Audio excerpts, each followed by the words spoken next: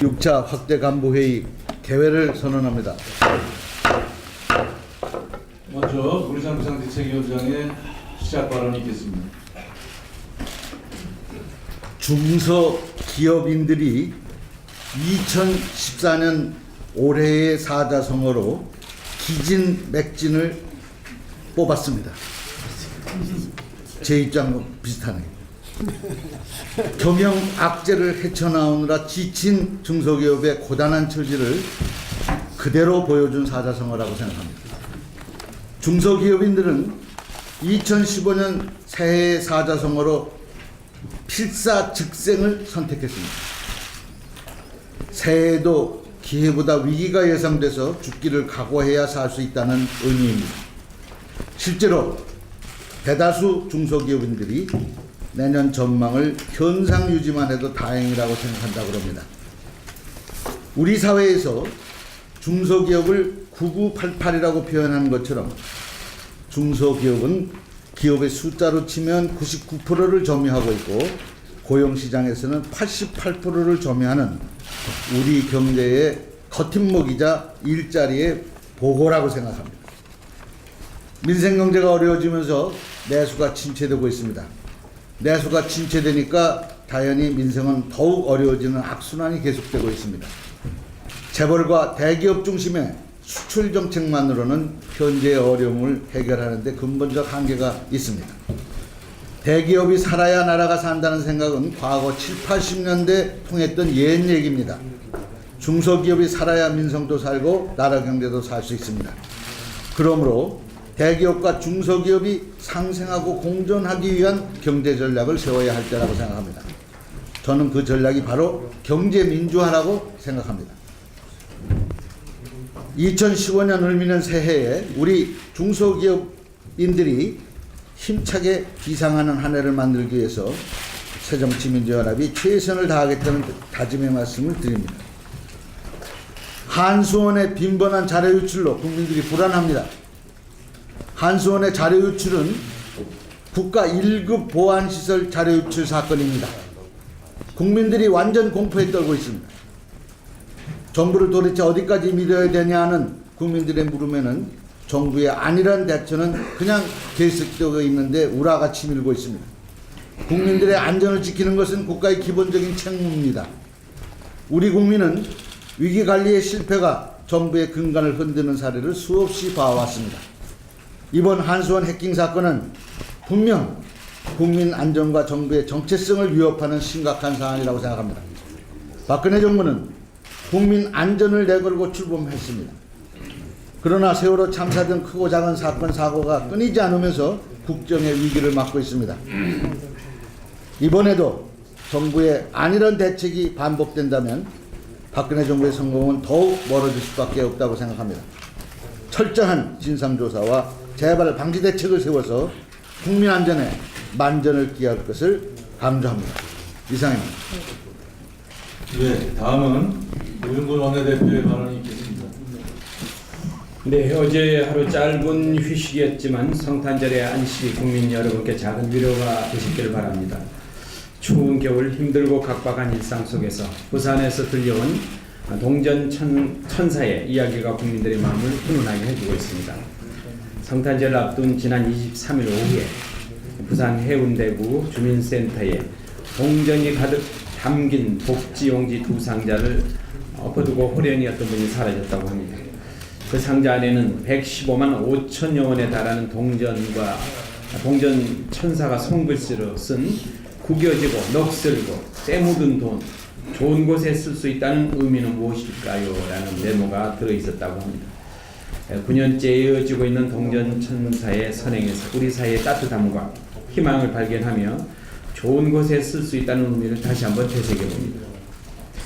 금융위원회는 24일 정례회의를 열고 금융회사 지배구조 모범 규준을 의결했다고 합니다. 문제는 의결한 모범 규준이 지난달 하순 입법 예관안보다 대폭 후퇴했다는 점입니다. 당초 금융위는 자산 규모 2조 원이 넘는 금융회사들은 임원 후보 추천위원회를 의무적으로 만들어 여기서 CEO와 임원들을 추천해서 대기업 총수가 금융계열사 사장단을 마음대로 임명하는 관행을 막겠다는 방침이었습니다. 그러나 유감스럽게도 최종안은 임원 추천위원회를 은행 지주회사와 은행에만 우선 적용하기로 했습니다. 우리 당은 그동안 정무위원회에서 금융회사 지배구조법을 조속히 처리하기 위해서 노력했지만 정부 여당이 법안 처리에 매우 소극적이었습니다. 정부가 공약을 이행한다는 명분으로 법 대신에 모범 규준이라는 것을 만들었으나 이 규준에는 대주주 적격성 심사 제도가 아예 포함되지 않았습니다. 그나마 재벌의 전방위적인 로비에 막혀서 당초안이 대폭 수정되었습니다. 금융당국의 스스로 무능함과 자격 없음을 드러낸 사례입니다.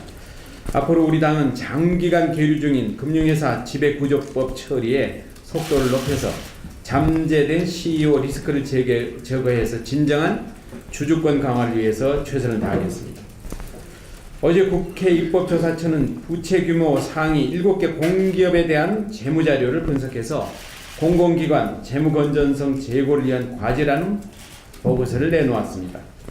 보고서에 따르면 수자원공사의 경우에 2008년에 2조 원이던 부채가 2013년에는 14조 원으로 5년 만에 무려 7배가 늘었다고 합니다. 그런데 그 이유가 이명박 정권이 강행한 4대강 사업에 7조 4천억 원, 경인 아라뱃길 사업에 2조 5천억의 돈을 썼기 때문이라고 분석했습니다. 상환 능력을 넘어선 공기업의 부채는 결국 국가의 부담이고 국민의 부담인 세금으로 메울 수밖에 없는 일입니다. 그래서 4대강 사업은 구름같은 지나간 과거의 일이 아닌 현재 문제이고 또 동시에 우리 미래의 문제라는 사실입니다. 진실규명과 책임자 처벌에 그 어떤 성역도 그 어떤 예외도 있을 수 없습니다. 이제 4대강 국정조사는 어떤 궤변으로도 피할 수 없다는 점을 다시 한번 분명히 강조합니다. 며칠 전 미국이 장기 불안과 금융위기의 터널을 뚫고 11년 만에 GDP 5%대 경이적인 경제성장을 기록했다는 뉴스가 있었습니다. 여기서 주목할 것은 미국 국민의 개인 소득 증가율이 0.4%와 소비 지출 증가율 0.6%가 점점 높아지면서 만들어진 결과라는 점입니다. 즉 미국 정부의 가계소득 증대 정책이 불황에 허덕이던 미국의 내수 경기를 살려내고 추락하던 미국 경제를 성장으로 되돌려 놓고 있다는 사실입니다. 이런 결과가 세계 각국 정부가 앞다퉈서 고용 안정 그리고 실질 임금 인상에 힘쓰면서 소위 가계소득 향상과 소득 양극화 해소를 경제정책의 최우선에 두고 있다는 점을 설명해 주고 있습니다. 다시 한번 정부 여당에 촉구합니다. 우리 당이 제안한 소득은 올리고 생활비는 내리는 가계소득 중심의 성장 전략으로 경제정책 기조의 전환을 촉구합니다. 마지막으로 23일 교육부에서 대학 구조 개혁 평가 기본계획이 발표되었습니다. 그러나 이에 대한 논란이 끊이지 않고 있습니다. 더욱이 지난 2010년 납득할 수 없는 대학 정상화라는 명분으로 비리 인물들을 재단에 복귀시킨 사학분쟁 조정위원회의 결정으로 인해서 다수의 대학가에 비정상적인 혼란이 다시 재발되고 있습니다. 비리재단을 복귀시킨 사학분쟁 조정위원회도 아주 문제지만 이후에도 같은 비리가 반복되는 사태를 방치하고 있는 교육당국의 책임이 더 크다고 하지 않을 수 없습니다. 반교육적 행태와 학내 분쟁을 일으키는 비리 사학재단이 우리 고등교육을 책임지도록 더 이상 방치해서는 안 될 것입니다. 이상입니다. 예, 다음은 이석현 위원의 발언이 있겠습니다.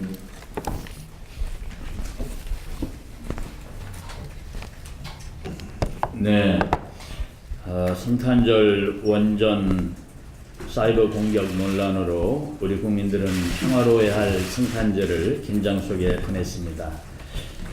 청와대 국가안보실은 사이버 공격에 의한 원전 가동 중단은 없다고 하지만 아니란 대처입니다. 지난 9일에 있었던 사이버 공격 때 사용된 이메일이 한수원 퇴직자 명의의 계정이었다고 합니다. 도대체 무슨 자료가 어디까지 유출된 것인지 정부는 공개하기 바랍니다. 또한 국가안보실은 해커가 공개한 자료가 과거에 획득한 것이라고 하는데 해커들이 오랜 기간 동안 치밀하게 준비할 동안에 국가 사이버 안보 체계가 무엇을 하고 있었는지 묻습니다.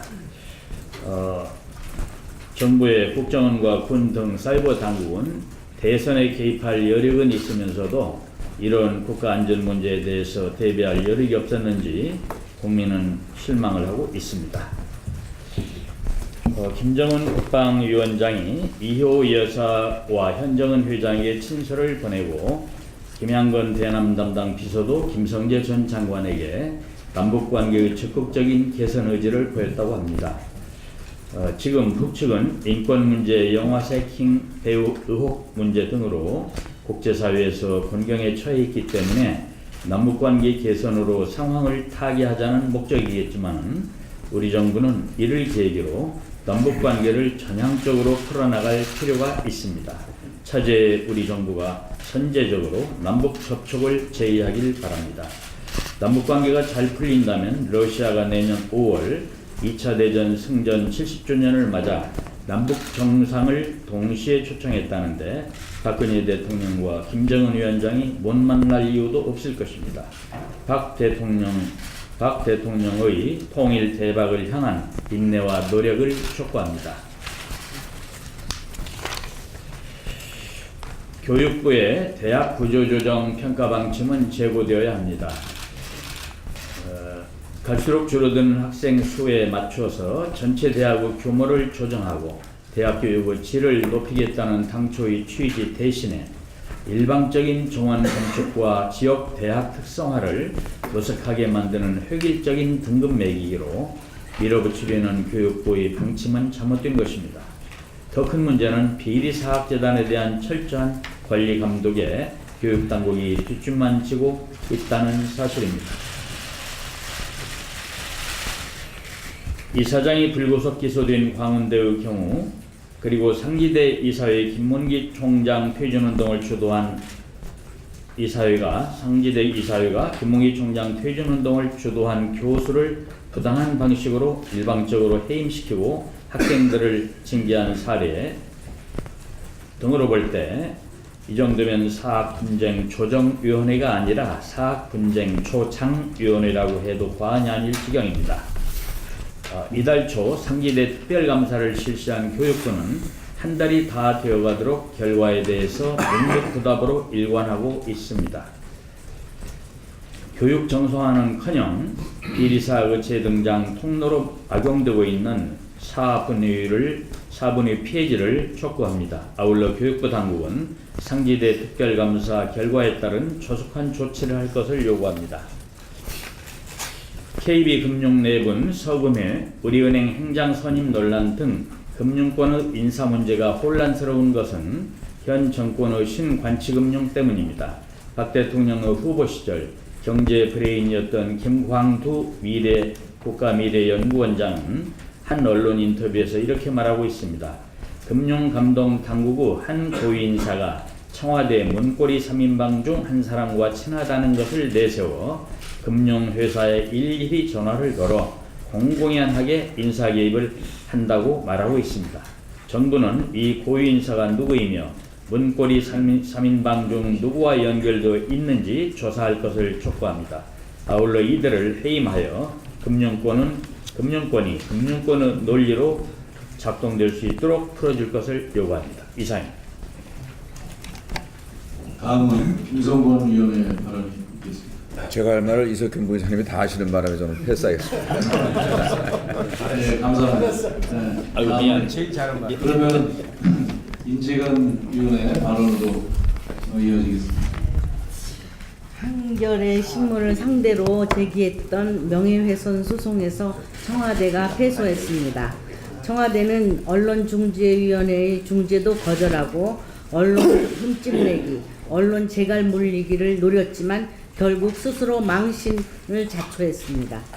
김기춘 비서실장이 진정 대통령과 청와대의 명예를 소중히 여긴다면 스스로 물러나야 한다는 여론에 귀를 기울여야 할 것입니다. 대통령과 청와대는 명예를 다시 생각해야 할 것입니다. 대통령의 명예는 비난과 비판에 발끈한다고 지켜지지 않습니다. 대통령의 명예는 오직 자세와 업적에 의해서만 지켜집니다. 경제 민주화와 복지국가 건설이라는 약속을 지키지 못한다면 아무리 고소를 하고 공안 정국을 조성해도 대한민국 국민과 역사는 결코 명예를 허락하지 않을 것입니다. 이번 한결의 패소를 계기로 청와대의 각성을 촉구합니다. 시간 낭비일 뿐인 기존의 소송과 고소를 취하고 약속했던 행복한 나라를 만드는데 모든 에너지를 집중해 주시기 바랍니다. 이상입니다. 예, 다음은 원혜영 의원의 발언이 있겠습니다. 정부 여당이 비리 기업인의 가석방 사면을 위한 군불대기를 본격적으로 시작했습니다. 김무성 대표가 기업 투자를 통한 경제 활성화를 위해서 기업인의 사면과 가석방이 필요하다고 바람을 잡고 최경환 부총리는 경제 위기 극복을 위해 기업인 가석방을 청와대에 건의한 것입니다. 박근혜 대통령은 지난 대선 당시 대기업 지배주주와 경영자의 중대 범죄에 대한 사면권 행사는 더욱 엄격히 제한하겠다고 약속한 바 있습니다. 그나마 지키고 있는 몇 안 되는 공약 중에 하나가 바로 이 약속입니다. 경제를 살리기 위해 정부가 해야 할 일은 경제 민주화를 실천하는 일이며 기업과 나라 경제를 어렵게 만드는 비리 기업인에게는 더욱 엄격하게 죄를 물어야 합니다. 다행스러운 것은 국회 법사위가 저를 비롯한 몇몇 의원들이 발의한 특정경제범죄 가중처벌법 개정안을 법안 소위에서 다루기로 결정했습니다. 배임 횡령 등의 형량을 대폭 강화하는 것을 주안점으로 하는 개정안들입니다. 이 법안을 조속히 통과시켜서 재벌에 대한 엄정한 법 집행의 근거를 마련하고 유전무죄, 무전유죄의 파렴치한 관행을 차단해야 할 것을 강조하는 바입니다. 박근혜 정부의 인사 실패에 대해서 쇄신을 촉구하겠습니다. 지난 2년간 박근혜 정부를 한마디로 정리한다면 수첩인사, 정실인사에만 의존하여 인사 실패, 인사 참사를 불러온 무능하고 무책임한 정부라고 평가할 수밖에 없습니다. 2013년 이동읍 헌법재판소장 후보, 김정은 미래부 장관 후보, 김병관 국방부 장관 후보, 2014년 김명수 교육장관 후보, 정성근 문체부 장관 후보 등의 낙마 사유는 인사 시스템이 존재하는지조차 의문스럽게 만듭니다. 성접대 사건 연루 의혹으로 6일 만에 사퇴한 김학의 법무차관, 박근혜 정부 첫 인사였던 윤창중 전 대변인의 성추행 경질은 입에 담기조차 부끄러운 일입니다. 인수위 시절 김영준 총리 후보자를 비롯하여 2014년 5월과 6월 연이은 안대희 문창국 후보자의 낙마와 사퇴한 정홍원 총리의 재임용은 인사 참사의 정점일 것입니다. 최근 집권 여당과 보수 언론까지 나서서 대통령 인사 방식의 일대 전환과 소통을 요구하고 있습니다. 반복된 고위 공직자 후보의 낙마와 깜깜이 인사, 수첩 인사로 불리는 불명확한 인사 시스템에 대한 불만이 극에 달했고 한계에 다다랐다는 징표입니다. 정부 내각과 청와대 비서진에 대한 인사 참사 문제, 그리고 각종 국정운영 파탄의 책임은 총책임자인 대통령에게 있다는 점을 강조합니다. 청와대 인사 시스템 개선과 국정 쇄신을 다시 한번 촉구합니다.